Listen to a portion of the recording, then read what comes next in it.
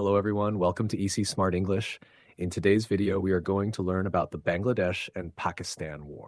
1920 সালের মুক্তিযুদ্ধ ছিল বাংলাদেশের ইতিহাসের এক কলঙ্কময় অধ্যায়। এখানে পাকিস্তানি শাসকগোষ্ঠী বাঙালি জাতির উপর অসীম নির্যাতন ও নিষ্ঠুরতা চালিয়েছিল। তবে এই রক্তক্ষয়ী যুদ্ধের মূলে ছিল একজন মহান নেতা, বঙ্গবন্ধু শেখ মুজিবুর রহমান। ইনি বাঙালির মুক্তির প্রতীক হয়ে উঠেছিলেন। তাঁর নেতৃত্বে বাঙালি জাতি পাকিস্তানি শাসনের অবিচার, অত্যাচার এবং নির্যাতনের বিরুদ্ধে লড়াই শুরু করে। শেখ মুজিবুর রহমানের নেতৃত্ব ও স্বাধীনতার ডাক।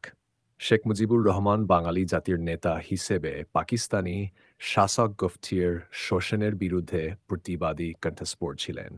19 সালের নির্বাচনে আওয়ামী লীগ নিরঙ্কুশ বিজয় অর্জন করলেও পাকিস্তানি সামরিক ঝান্তা ক্ষমতা হস্তান্তরে অস্বীকৃতি জানায়। এরপর 7 মার্চ 1920 সালে শেখ মুজিবুর রহমান ঐতিহাসিক রেসকোর্স ময়দানে বর্তমানে সোহরাওয়ার্দী এক ভাষণে বাঙালিকে স্বাধীনতার প্রতি নিতে বলেন।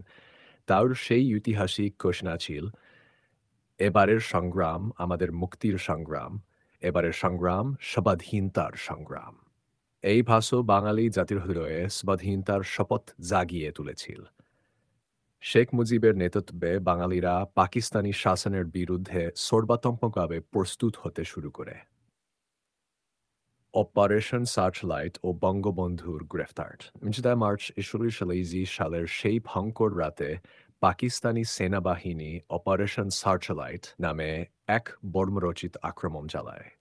ঢাকাসহ দেশের বিভিন্ন স্থানে বাঙালিদের উপর গণহত্যা শুরু হয়। পাকিস্তানি সেনারা ঢাকার রাস্তায় ট্যাঙ্ক নিয়ে বের হয়ে সাধারণ মানুষ, নারী, শিশুদের উপর নির্বিচারে গুলি চালায়। ঢাকা বিশ্ববিদ্যালয়ে শতাধিক ছাত্র শিক্ষককে নির্মমভাবে হত্যা করা হয়। পাকিস্তানি সেনাবাহিনী এই আক্রমণের মধ্যে বঙ্গবন্ধু শেখ মুজিবুর রহমানকে তার ধানমন্ডির সামনে 60 নম্বর বাসা থেকে গ্রেফতার করে। শেখ মুজিব গ্রেফতারের আগে স্বাধীনতার ঘোষণা দেন। চট্টগ্রামে মেজর জিয়া উল হকের মাধ্যমে রেডিওতে প্রচারিত হয়।